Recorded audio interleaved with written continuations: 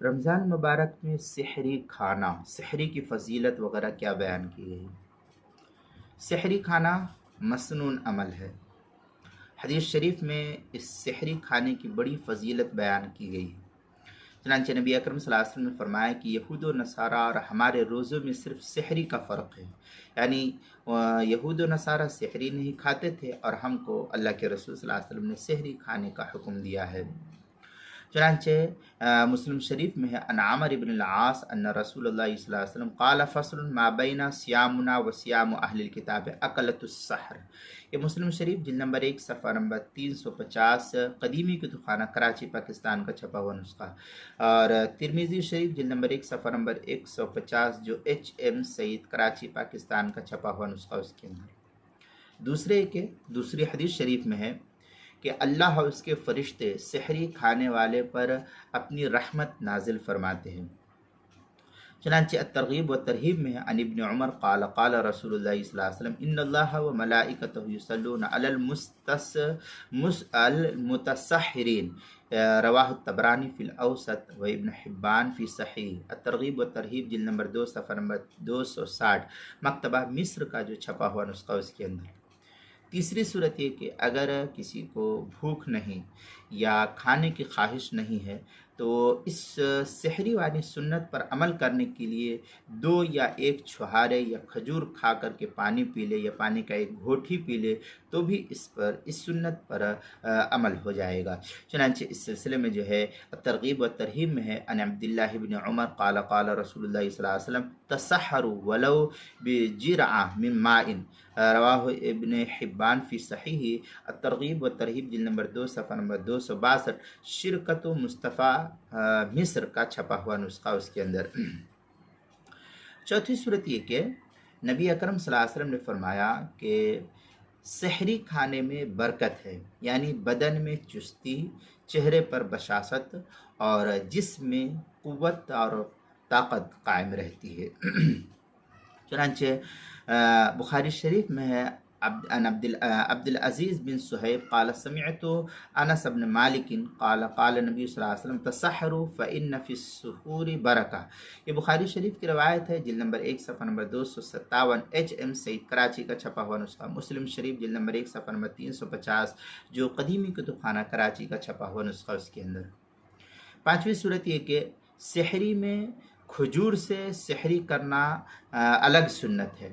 سحری میں روٹی، سالن یا چاول کھانا یہ کوئی ضروری نہیں ہے کہ یہی کھایا جائے، بلکہ معقولات اور مشروبات میں سے جو بھی چیز مل جائے، کھانے کی چیزیں یا پینے کی چیزیں میں سے جو بھی کچھ مل جائے، اس سے سحری کرنے سے سحری کی سنت ادا ہو جائے گی۔ چاہے ایک مٹھائی کھا لے، چھہارا کھا لے، فروٹ کھا لے، کیلا کھا لے، آم کھا لے، جو بھی کھا لے تو بھی جو ہے یہ سنت ادا ہو جائے گی۔ چنانچہ ترغیب و ترہیب میں عن ابی ہریرہ رضی اللہ تعالی عنہ قال ان رسول اللہ صلی اللہ علیہ وسلم قال نعم سحور المؤمن التمر۔ یہ ابو داؤد ابن حبان فی صحیح۔ الترغیب و ترہیب جلد نمبر 2 صفحہ نمبر 262 عن ابن عمر رضی اللہ تعالی عنہ قال قال رسول اللہ صلی اللہ علیہ وسلم تسحروا ولو بجرع من ماء۔ یہ الترغیب و ترہیب جلد نمبر 2 صفحہ نمبر 262 پر اس کو نقل کیا گیا ہے۔ نمبر 6، سحری میں تاخیر کرنا، دیر کرنا یہ بہتر اور باعث خیر ہے۔ یعنی مطلب یہ ہے کہ جب تک صبح صادق کا یقین نہ ہو کھاتے پیتے رہنا یہ بہتر ہے۔ جب صبح صادق ہونے کا یقین ہو جائے پھر کھانا پینا انسان کو چھوڑ دینا چاہیے، ورنہ صبح صادق ہونے کے بعد کھانے پینے سے روزہ صحیح نہیں ہوگا۔ تاخیر السحور مستحبۃ قضا فی النہایہ، یہ فتاوی عالمگیریہ کی عبارت ہے، جلد نمبر 1 صفحہ نمبر 200 جو مکتبہ رشیدیہ کوئٹہ کا چھپا ہوا نسخہ، اس کے اندر۔ نمبر 7، سحری کرنے میں اتنی تاخیر کرنا کہ صبح صادق طلوع ہونے کا اندیشہ ہو، پھر یہ فقہاء نے مکروہ لکھا ہے۔ چنانچہ